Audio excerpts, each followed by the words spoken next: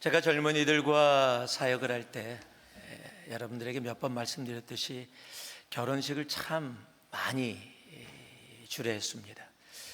많은 결혼한 이 결혼 주례 중에 제 기억에 남는 결혼식이 한두 개가 있는데, 그 중에 하나가 호주 멜번에서 했던 결혼 주례였습니다. 금요일날 도착했고 토요일날 5시에 결혼식을 한다 그래서 충분한 시간이 있다고 생각했는데, 나중에 가서 알고 보니까 새벽 5시에 결혼식을 한다라는 거였습니다. 그래서 웬 새벽 5시냐 라고 했더니, 태양이 떠오르는 그 순간을 맞이하면서 부부가 서로의 삶을 시작하겠다는 참 특별한 결혼식이었습니다. 그것까지 좋습니다. 좀 피곤하더라도 그냥 가가면 되니까요. 이게 웬일입니까? 금요일 저녁부터 태풍이 불기 시작해서 호주 멜번 지역에 아주 강풍이 불고 비가 내렸습니다. 그래도 어떡할래 물었더니 그냥 하겠대요. 그래도 그 결혼식이 비치가입니다. 비치가에서 벽이 없는데 조그만 지붕만 있는 그곳에서 결혼식을 준비했었는데, 비록 태양은 보이지 않아도 구름 뒤에 태양이 있음을 믿음으로 태양이 떠오르는 그 자리에서 결혼식을 하겠다고 주장을 해서 어떡합니까? 거기까지 가는데 결혼식을 했습니다. 새벽 5시에 바람은 불지요. 비는 조금은 멈췄지만 그래도 부슬부슬 계속 비가 내리고 있었죠. 추위는 엄청 추웠습니다. 신랑 신부야 자신의 날이니까 그렇다고 치더라도 주례 목사하고 특히 자매 들러리들 아주 얇은 나풀나풀한 옷을 입고 있는데 바람 불고 추우니까요, 거기 서 있는 동안 입술이 파래지고, 또 옆에 도와서 악기를 하는 사람이 안에 바이올린하고 첼로 왔는데 손이 얼어서 바이올린을 제대로 킬 수 없는 그런 상황이었어요. 그럼에도 불구하고 결혼식을 하는데요, 그들의 얼굴에서 웃음이 가시질 않아요. 입술은 파랗고 몸은 도들도들 떨고 있는데도 우리 신부 들러리들은 신부를 바라보면서 계속 웃어요. 끝나고 가서 축하한다고 껴안아주면서 신부가 너무 미안해, 추웠지? 그런데 아니야, 괜찮았어, 정말 나는 너의 모습 보니까 너무 행복했어 라고 이야기를 나누는 그 모습들. 여러분, 자신이 시간을 내고 자신이 추워서 고생을 하면서도 자신의 친구가 결혼하는 그 신부의 모습을 보면서 기뻐하는 모습, 그 신랑의 친구들이 신랑을 보면서 함께 축하하고 기뻐하는 그 모습. 여러분, 결혼식마다 들러리들이 정말로 신랑과 신부의 결혼식을 보면서 자신들의 것보다 더 기뻐하는 모습들을 우리는 자주 봅니다. 대부분 신랑의 가족이거나 신부의 가족이거나 또는 아주 가장 친한 친구들. 그래서 어떤 사람들은 멀리 사는데 자기가 비행기표 사서, 자기가 돈 내서, 자기가 숙소 정하고 와서 신랑 신부를 축복하고 정말로 기뻐하는 사람들도 분명히 있습니다. 왜냐하면 그들이 그 신랑 신부의 기쁨을 자신의 기쁨으로 그만큼 받아들이기 때문입니다. 그런데 가끔 이런 민폐 기사라 그러죠. 민폐 기사가, 이 기사가 나는데 민폐 손님들이라고 합니다. 결혼식에 오는데 신부보다 더 화려한 하얀 드레스를 입고 나타난다거나 신랑보다 더 멋있게 모습을 하고 나타나서 시선을 신랑과 신부에게서 뺏어가는 사람들을 한국에서는 민폐 손님이라고 부른다고 합니다. 오늘 말씀이요, 지금 침례 요한의 제자들이 기분이 좋지가 않습니다. 왜 그러냐면은 지금 요한에게 침례를 받은 예수라는 사람이 지금 침례를 하고 있다는 소식을 들었는데, 자기 스승인 침례 요한보다 더 많은 사람들이 그에게 몰려가서 침례를 받고 있다는 소식을 들은 거예요. 그 소식을 들으니까 기분이 안 좋아서 스승인 요한에게 와서 얘기한 거예요. 스승님, 이게 말이 됩니까? 그 사람 스승님이 침례해 줬는데 지금 다른 곳에서 침례를 하고 있다는데 사람들이 그쪽으로 다 몰려가고 있답니다. 이거는 말이 안 되지 않습니까? 여러분, 이런 이야기를 할 때 그 제자들은 스승인 요한에게서 이런 걸 상상했을 거예요. 정말로 이건 말이 안 되지. 지금 이 일에도 상도덕이 있는 건데 어떻게 그럴 수가 있어? 내가 침례를 줬는데 어떻게 내 손님들을 뺏어가는 거야? 라고 아마 상상하면서 왔을지도 몰라요. 왜냐하면 여러분, 제자들은 지금 스승인 요한을 걱정해서 와서 화가 난 게 아니라 당대의 최고의 인기인 선지자 요한의 제자야. 내가 누구의 제자야?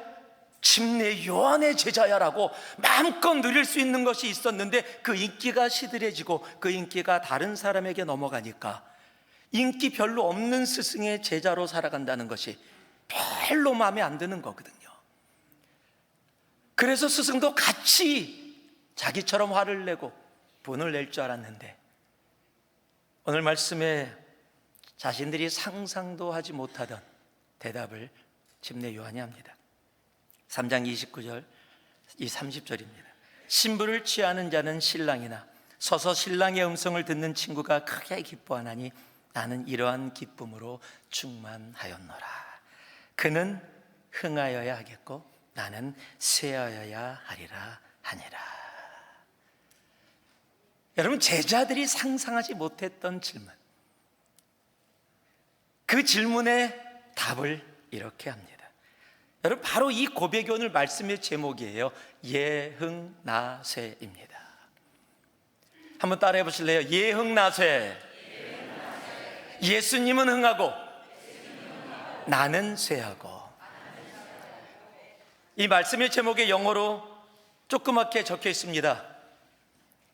JGIL, Jesus Greater, I Less의 약자입니다. Jesus Greater, I Less. 여러분, 이것이 예수를 믿는다고 고백하는 예수의 제자들의 고백이에요. 신랑 신부의 기쁨이 나의 기쁨이 되어지는 거예요. 예수님의 기쁨이 나의 기쁨이 되어지는 사람들의 고백은 예흥나세라는 사실이에요. 여러분, 그런데 우리는 보통 예수 믿으면서 그것보다 이게 좋지 않아요? 예흥나흥. 예수님도 흥하시고 나도 흥하고 Jesus greater, I greater. 이왕이면 다홍치 말하고, 그게 훨씬 더 낫지 않습니까? 예수 믿으니까 돈 잘 벌어, 예수 믿으니까 사업이 잘 돼요, 예수 믿으니까 자녀도 잘 돼요, 예수 믿으니까 내가 원하는 거 다 이루어져요. 여러분, 그렇다면 그거는 세상의 종교와 다를 게 하나도 없어요. 예수님을 모르던 모든 미신과 종교를 믿었던 모든 사람들도 그렇게 원하면서 살아왔던 모습입니다. 그런데 여러분, 예수의 기쁨이 나의 기쁨이 되어지는 사람은 예흥나흥을 추구하지 않습니다. 언제나 예흥나쇠입니다. 여러분, 왠지 아세요? 내가 예수님께 다가가면 다가갈수록, 빛이신 예수님 앞에서 내가 예수님께 다가갈 수도 없는 존재임을 깨닫고 알게 되기 때문이에요. 다메섹에서 예수님을 만난 사도 바울이 자기가 사도 중에 가장 작은 자라고 했다가 주님 앞에 더 가까이 갔더니 자기가 성도들 중에 가장 작은 자임을 발견해요. 그리고 더 가까이 갔더니 마지막에 뭐라고 고백합니까? 나는 죄인 중에 괴수다. 여러분, 예수께 다가가면 다가갈수록 그가 큰 것을 깨닫게 되어지고 알게 되어지고 나는 아무것도 아닌 존재임을 알게 되어져요. 그럼에도 불구하고 그런 존재를 살리신 주님 앞에 예흥나흥이요? 아니요. 생각조차 안 합니다. 그래서 사도 바울이 고백하죠. 갈라디아서 2장 20절에 예수님은 살고 나는 죽고, 내가 지금 이 땅에 사는 것은 나를 사랑하사 나를 위해 자기 몸을 버리신 하나님의 아들을 믿는 믿음 안에서 존재하는 것이다. 여러분, 이것이 진정한 예수 그리스도를 믿는 사람들의 고백이라는 사실입니다. 이 예흥나흥의 예흥 벌써 올맞어요. 지금 제가 예흥나쇠의 고백이 정말 우리들의 고백이 되기를 주님의 이름으로 축복합니다. 다시 한번 따라하실래요? 예흥나쇠. 예흥나쇠. 자, 옆 사람 눈을 똑바로 쳐다보면서 예흥나쇠. 다시 보면서 예흥너쇠. 이렇게. 예수님은 흥하고 너는 쇠하고. 여러분, 진정으로 예수를 믿는 사람들의 고백인 예흥나쇠가 정말 우리의 삶에 차고 넘치기를 소망합니다. 여러분, 예응나세의 삶을 살아가는 사람들의 특징이 있습니다. 오늘 그것을 우리들에게 알게 하는데 27절입니다. 요한이 대답하여 이르되 만일 하늘에서 주신 바 아니면 사람이 아무것도 받을 수 없느니라. 자, 예응나세를 살아가는 사람들의 특징 중에 첫 번째가 이겁니다. 한번 따라해 주세요. 삶의 소유권이 누구에게 있는지를 압니다. 여러분, 삶의 소유권이 누구에게 있는지를 분명히 압니다. 여러분, 세상은 소유로 살아갑니다. 내가 얼마나 많이 가졌느냐, 내가 그것을 가지고 내가 누구인가를 측정하기도 합니다. 일단 돈이나 또는 명예 같은 것이 많으면 세상은 대우가 달라집니다. 같이 어울려 노는 사람들도 다릅니다. 여러분, 돈이나 명예가 많으면 사람이 모이고 그렇지 않으면 사람이 흩어지기도 합니다. 여러분, 돈은 특별히 오죽하면요, 부모들이요 절대 죽기까지 자식에게 주지 마라. 돈이 있어야 자식들도 부모 보러 온다라고, 여러분, 너무 당연하게 받아들여져 버리는 세상 가운데 우리는 지금 정말 살아가고 있다는 사실이에요. 제가 남가주에서 생길 때 차가 없었을 때 어떤 분이 쓰던 차를 저에게 선물로 주셨습니다. 한 15년, 17년 된 피에스타라는 아주 조그만 차입니다. 지금 존재하지도 않는 차입니다. 피에스타라는 차가 스틱십인데 오래돼 갖고서 후드부터 차 전체가 다 벗겨졌어요. 그래서 페인트가 다 벗겨진 차입니다. 거기다가 앞에 유리창이 세 줄로 이렇게 금이가 있는 상태였습니다. 경찰에 걸리기까지는 끝까지, 왜냐하면 유리창 값이 자동차 값보다 더 비싸. 그렇기 때문에 유리를 바꾼다는 게 이게 말이 안 되는 상황이에요. 그 자동차로 제가 LA에서 얼바인을 다녔는데 최고 시속이 55마일입니다. 그 이상을 밟으면 차가 엄청난 마사지기로 변합니다. 그래서 진동이 아주 심해서 그 차를 타고 이제 제가 LA에 가면 버먼트라는 길이 있습니다. 버먼트에서 북쪽으로 올라가다 보면 101 프리웨이 사우스로 내려가는 길이 있어요. 거기를 제가 자주 이제 그걸 타고서 이제 얼바인으로 가는 길인데, 거기를 타고 있는데 그 앞에 보통 홈레스들이 많이 있습니다. 홈레스들이 이 자동차들 창문을 닦아주고 돈을 달라고 요구하는 그런 분들이 많이 계세요. 저도 신호등에 걸려서 한 4번째 서 있어. 앞에 저보다 3차 정도가 더 있었는데 그 홈레스 한 분이 오더니만 자꾸 앞에 차를 탔고 돈을 달라 그럽니다. 어떤 분은 돈을 주기도 하고 어떤 분은 창문을 내리지도 않고 보지도 않고 그냥 가게 하고요. 그렇게 3차를 땄고 4차를 땄고 이제 제 순서가 돼서 제가 이렇게 주머니를 뒤져서 뭐가 있나 그랬더니 여기에 쿼러가 몇 개 있더라고요. 그래서 쿼러를 주려고 창문을 내리면서 오면은 안 닦아도 된다고, 닦을 이유가 없는 차기 때문에 안 닦아도 된다고 동전을 주려고 딱 들려고 하는데 그 홈레스가 딱 제 차를 보더니 아래로 보더니 돌아서 가더라고요. 홈레스한테 거부받은 자동차를, 홈레스도 여기는 닦아봤자 아무 의미 없고 여기는 나올 게 하나도 없다, 단정을 진 거죠. 홈레스도 분명히 판단할 수 있는 그런 모습. 여러분, 세상에 그런 모습을 저는 또 한 번 한국에서도 경험했는데요. 한국에 잠시 갔다가 호텔에서 머물면서 친구가 픽업을 온다 그래서 나갔어요. 겨울이었습니다. 청바지를 입고, 제 선교 부스라는 게 있습니다. 선교 갈 때마다 신는 선교 부스가 있는데 월가시는 분들이 많이 신는 신발입니다. 그 신발 신고 청바지 입고 위에 스웨터 입고 너무 추우니까 위에다가 까만 파카를 입었습니다. 파카를 입고 까만 가죽 장갑을 끼고 앞에 나서 호텔에서 추워서 친구 온다 그래서 기다리고 있는데 벤츠가 앞에 탁 서더라고요. 그래서 이 친구가 벤츠 타고 다니나 보다. 그리고 쳐다보고 있으니까 친구가 아니라 어떤 중년 아주머니가 내리시더라고요. 그래서 한국엔 정말 벤츠도 많다. 꽤 오래된 얘기이기 때문에 정말 미국에서도 잘 보지 못했는데 여기는 벤츠도 많고 그 당시에. 그러더니 그 아줌마가 쫙 걸어 나오더니만 저를 딱 보더니 저한테 키를 딱 주는 거예요. 그래서 이 아주머니가 키를 왜 주시지? 그랬더니 제가 파킹 그 앞에 서 있는 그 파킹하는 분인 줄 알고 제가 너무 기가 막혀서 아니면 그때 그냥 키 줬으니까 가져갈 걸 그랬어요, 그냥. 근데 여러분, 겉모습으로 청바지 입고 파카 입고 적어도 얼굴은 아닌데 왜 그렇게 판단을 하셨는지, 그냥 겉모습으로 돈이 있다 없다, 이 사람은 이럴 사람이다 라고 판단해 버리는 여러분, 세상은 돈으로 모든 것을 보는 그런 모습이 있어요. 여러분, 돈뿐만이 아니죠. 명예도 똑같아요.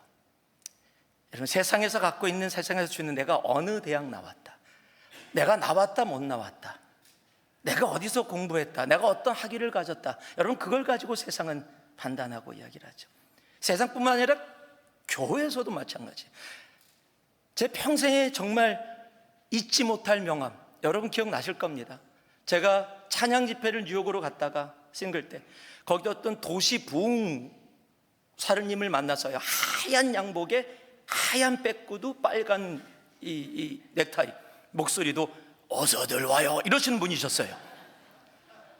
그분이 우리를 식사 대접한다 그래서 같이 식사해서 너무 감사해서 밥을 먹었는데 막 소개를 하시더니만 명함을 딱 주시는데 부흥협회 회장 뭐뭐뭐 쫙 써 있어요.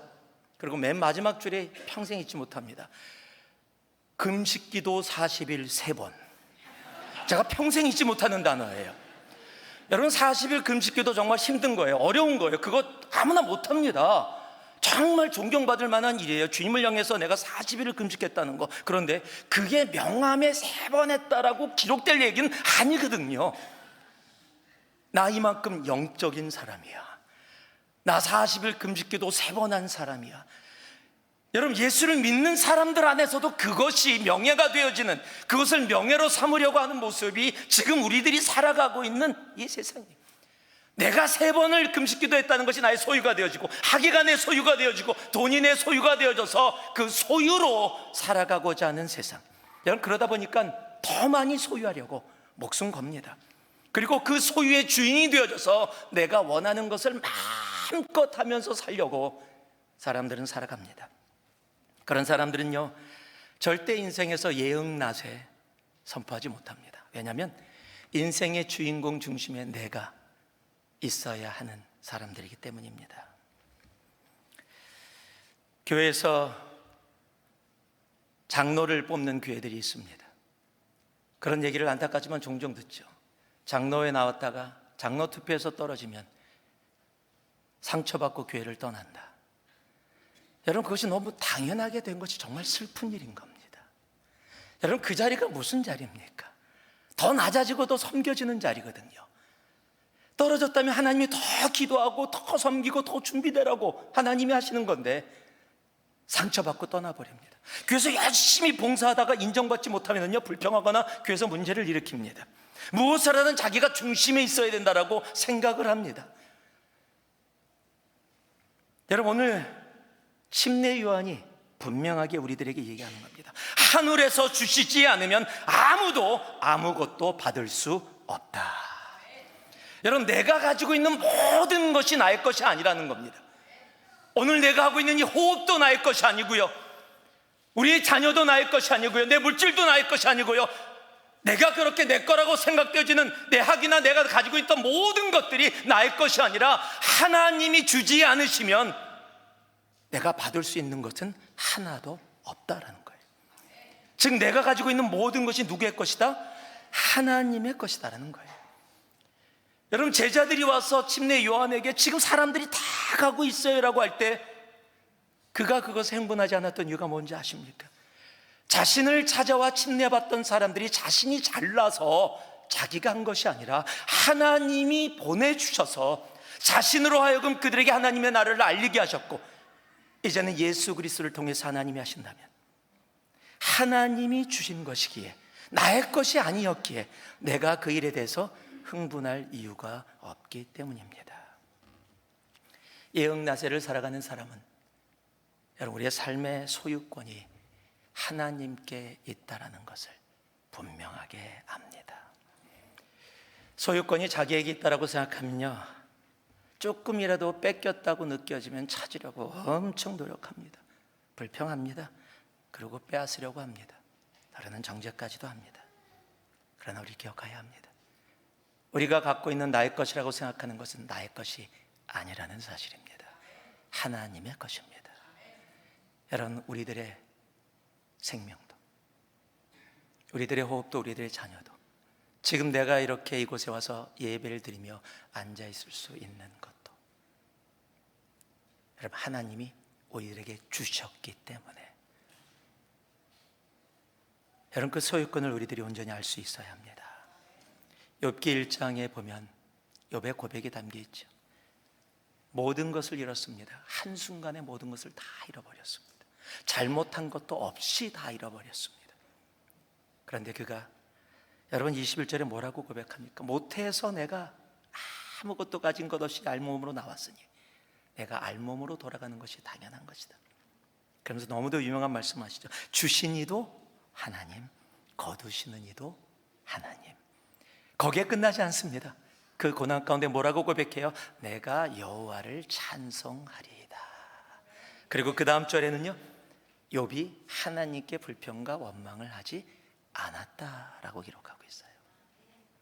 여러분, 이것이 예수를 믿는 제자들의 예흥나세의 고백입니다.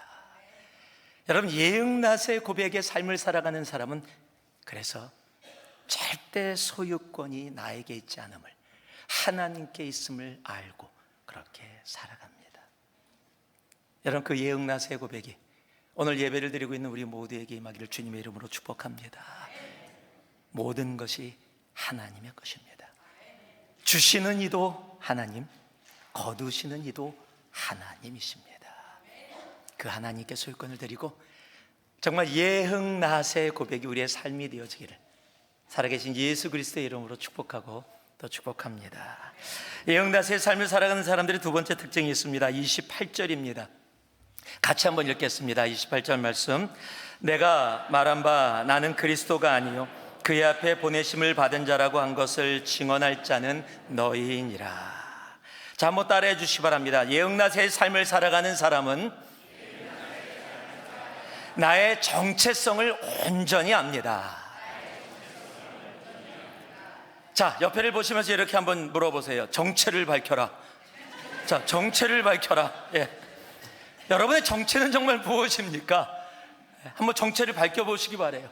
여러분, 지금 세상은 우리의 정체성을 다 흩어버리고 박살내고 있어요.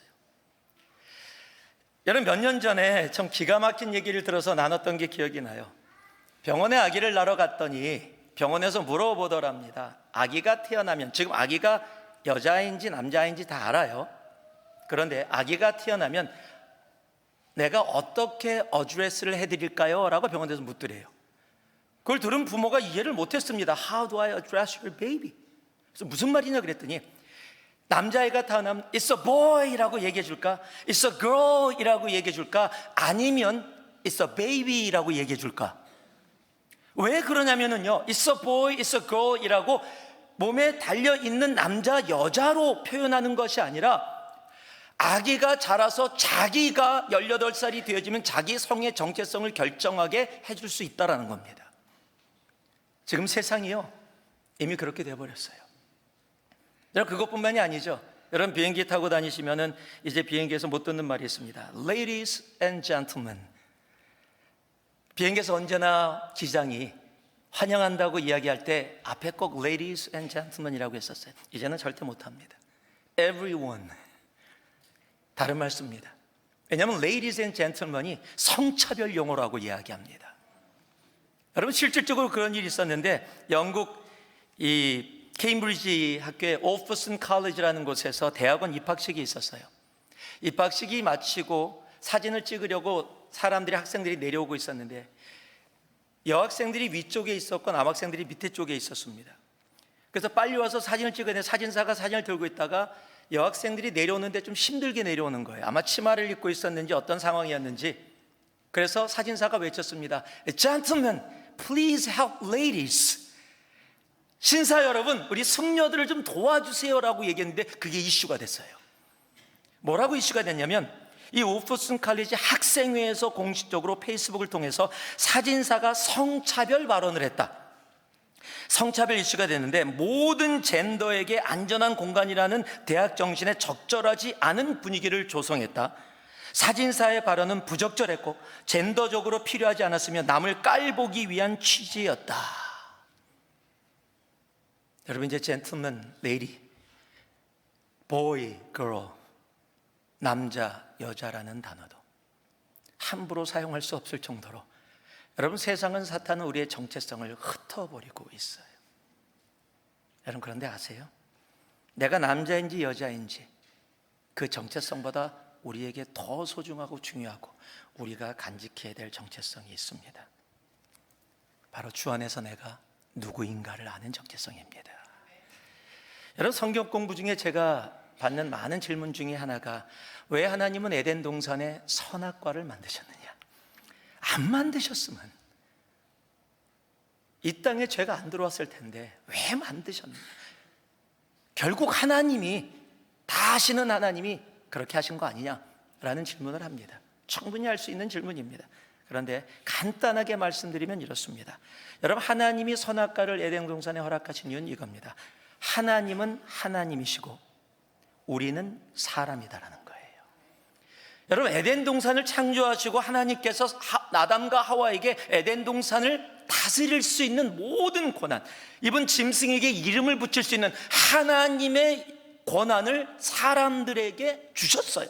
그래서 에덴 동산에서 너희들이 마음껏 다스리고 번성하고 너희들이 살아라라고 하나님만이 갖고 있는 것을 아담과 하와에게 허락해 주셨어요.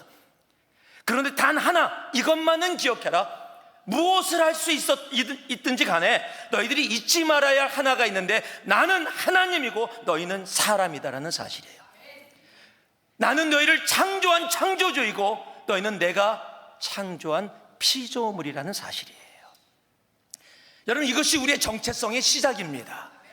하나님이 하나님이시고 우리는 사람이다라는 것. 여러분, 이게 모든 정체성의 시작이에요. 그 시작을 토대로 하나님 우리를 너무도 사랑하셔서 우리를 하나님의 자녀 되게 하셨고, 또 이 땅 가운데 소금과 빛으로 하나님의 자녀를 삼는 일에 우리의 삶을 정말로 나아갈 수 있도록 그렇게 허락해 주신 거예요. 여러분, 우리의 삶의 정체성은 바로 여기서 시작이 되는 거예요. 하나님은 하나님이시다. 우리는 피조물이다. 지금 침례 요한은 내가 그리스도가 아니요 나는 그리스도를 위해서 보내심을 받은 자다. 여러분, 신앙생활하면서 처음에는요, 하나님이 하나님이십니다, 내가 피조물입니다 라고 하면서도요, 조금만 지나가면 막 피조물이 하나님의 자리를 들어가려고 해요. 내가 하나님이 전 것처럼 내가 결정하고 내가 생각하고. 여러분, 기도도 어떻게 하는지 아세요? 하나님, 내가 이거 정했습니다, 와서 동의해 주세요. 여러분, 하나님은 하나님이십니다. 우리는 그의 창조된 피조물이에요. 피조물인 우리들을 위해서 십자가에 달려 죽기까지 우리를 사랑하셔서 피조물인 우리를 하나님의 자녀 삼아주시고, 자녀 삼아주신 것으로 멈추지 아니하시고 세상에서 죽어가는 피조물들을 위해 우리로 소금과 빛의 직분을 감당하며 살게 하셨다라는 사실이에요. 여러분, 나의 정체성을 알면 내가 하나님의 자리에 들어가려고 하지 않습니다. 내가 세상의 주인공 되려고 하지 않습니다. 신랑의 기쁨을 기쁨으로 받아들여 들러리의 기쁨을 마음껏 누리게 되어지는 겁니다. 여러분, 누구십니까? 당신의 정체는 무엇입니까? 정말 하나님이 하나님이시고 우리가 그의 창조된 피조물인 걸 내 가슴속 깊이 알고 계십니까? 그걸 안다면 예흥, 나흥? 나흥, 예세? 아니요, 그런 단어는 생각조차 못합니다. 그것을 온전히 안다면 단 하나의 고백밖에 나오지 않습니다. 예흥, 나세. 2부 때는 마지막 찬양이 찬송가에서 이루어지지만 3부 때는 우리가 많이 부르는 찬양과 경배 찬양을 합니다. 오늘 3부 때 부를 찬양이 우리가 잘 아는 은혜라는 찬양입니다. 은혜 찬양이 굉장히 많은데 오늘 부를 찬양은 바로 이 찬양입니다. 나를 지으신 이가 하나님. 여러분, 여기에 다 들어가 있어요. 나를 지으신 이가 하나님. 여러분, 이 노래에서 이 고백이 나의 고백이 되어지면 진짜 은혜가 뭔지 아는 거예요. 거기서부터 시작되는 거거든요. 하나님이 나를 지으셨는데, 나는 피조물인데 그의 만드신 바 되어졌는데, 그냥 만드신 존재로 놔두지 아니하시고 나를 위해서 사랑하는 아들을, 독생자를 십자가에 죽기까지 사랑하셔서 나를 자녀 삼으셨어요. 여러분, 그것을 깨닫고 아는 존재가 은혜를 고백하는 겁니다. 여러분, 하나님은 하나님이십니다. 우리는 피조물입니다. 여러분, 주님 앞에 정말로 온전히 나의 정체성을 알고 예응나세를 고백하며 살아갈 수 있는 우리가 되어지기를 소망합니다. 마지막으로요, 35절과 36절입니다. 같이 읽을게요. 함께 읽습니다. 아버지께서 아들을 사랑하사 만물을 다 그의 손에 주셨으니 아들을 믿는 자에게는 영생이 있고 아들에게 순종하지 아니하는 자는 영생을 보지 못하고 도리어 하나님의 진노가 그 위에 머물러 있더라. 예응나세의 삶을 살아가는 사람의 특징의 마지막은요, 한번 따라해 주시기 바랍니다. 예수님을 믿고 순종합니다. 제가 예수님을 믿고 순종한다라는 단어를 함께 썼습니다. 예응나세의 삶은 예수 그리스도를 믿는 순간부터 시작된 삶이에요. 여러분, 예수 그리스도를 믿지 못하면 내가 세상에 무엇을 가져도 그에게는 영생이 없고, 영생이 없다면 하나님의 진노 가운데 거하기 때문에 절대로 예응나세의 고백도 삶도 이루어지지 않습니다. 여러분, 그런데 그 믿음이라는 것이 단순히 내가 생각하는 생각이나 말이 아니라는 사실이에요. 오늘 말씀을 보니까 아들을 믿는 자에게는 영생이 있고, 그렇다면 다음번에 우리가 생각하는 것은 아들을 믿지 않는 자에게는 영생이 없다라고 얘기하는 것이 너무도 당연한 흐름이 될 수 있어요. 그런데 의도적으로 이렇게 기록되어 있어요. 아들을 믿는 자에게는 영생이 있고 아들에게 순종하지 아니하는 자는 영생을 보지 못하고 라고 얘기하고 있어요. 즉, 믿음과 순종을 떨어뜨려 놓지 않고 믿음과 순종을 하나로 보고 있다라는 사실이에요. 여러분, 믿음이라는 단어가 헬라어로 피스테오라는 단어입니다. 내가 믿다라고 번역되어지는 단어예요. 그런데 오늘 순종하지 않는다, 불순종한다라는 단어가 아페이데라는 헬라어인데 의도적으로 따라가지 않다라는 의미를 갖고 있어요. 그렇다면 36절의 믿음과 순종은요, 떨어져 있는 것이 아니라는 거예요. 믿음 안에 순종이 있고 순종 안에 믿음이 있는 하나라는 겁니다.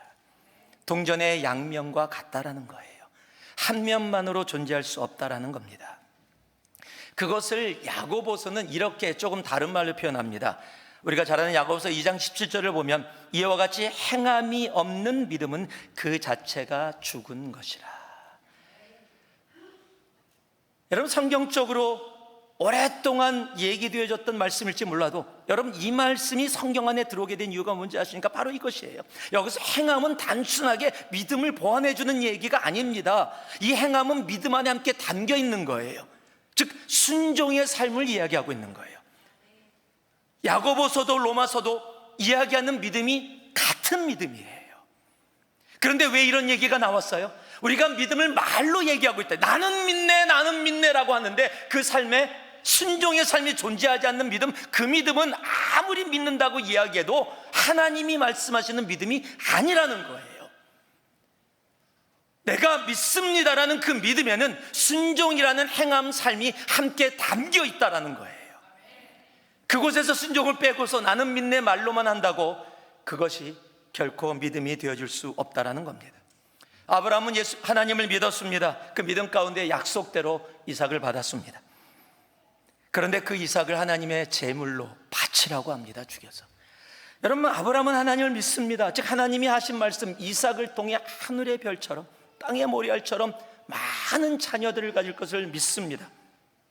그런데 자신의 손으로 그 이삭을 죽여서 제물로 바치라고 합니다.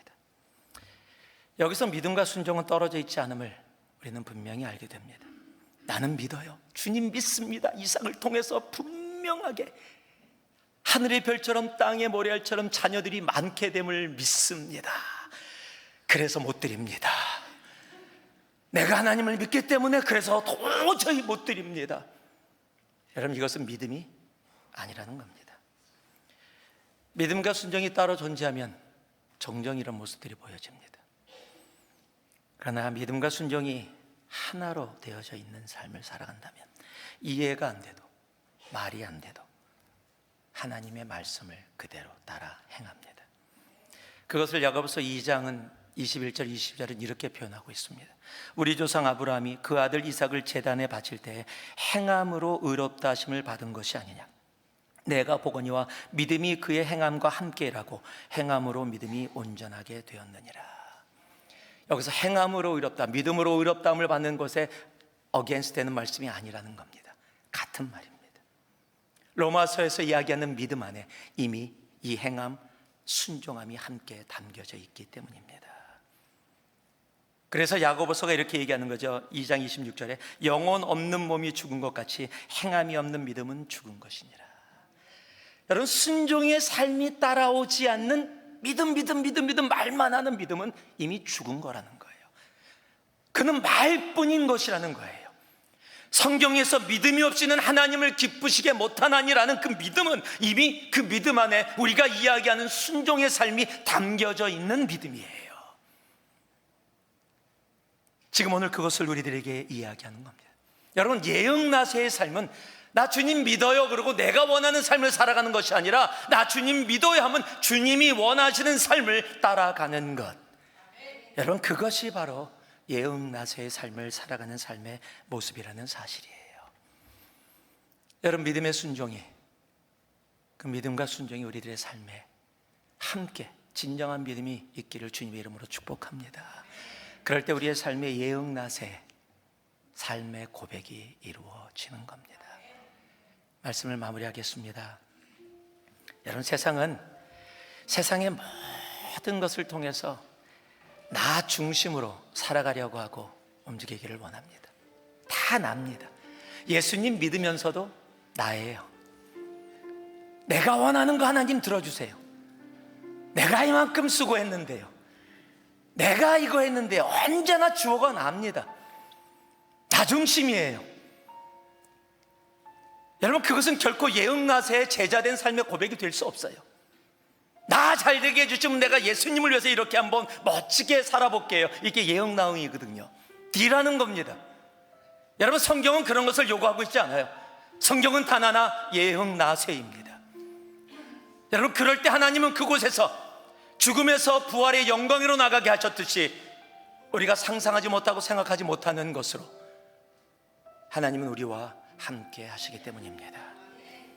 그래서 믿음의 사람은요, 나 중심이 아니에요. 내가 하는 게 아니에요. 내가 했다가 아니에요. 하나님이 하셨습니다. 예수님이 중심입니다. 그렇게 살아갈 때 내 입술에도 내 삶에도 예흥나세가 고백되어지는 겁니다. 오늘 예배를 드린 우리 모두가 예흥나세의 고백이 삶에서 있기를 주님의 이름으로 축복합니다. 그런 분들은 삶의 소유권이 하나님께 있음을 압니다. 나의 정체성이 하나님은 하나님이시고 내가 그의 창조된 사람임을 압니다. 그리고 예수님을 말로 믿는다고 얘기하지 않고 순종의 삶으로 그 믿음을 살아갑니다. 예흥나세. 여러분, 이것이 오늘 예배를 드리고 있는 우리 모두의 진정한 고백이기를 다시 한번 예수 그리스도의 이름으로 축복합니다. 기도하겠습니다. 사랑의 아버지 하나님, 예흥나세의 고백이 오늘 우리의 모두의 고백되게 주여 성령으로 우리와 함께하여 주시옵소서. 예수님 이름으로 기도합니다. 아멘.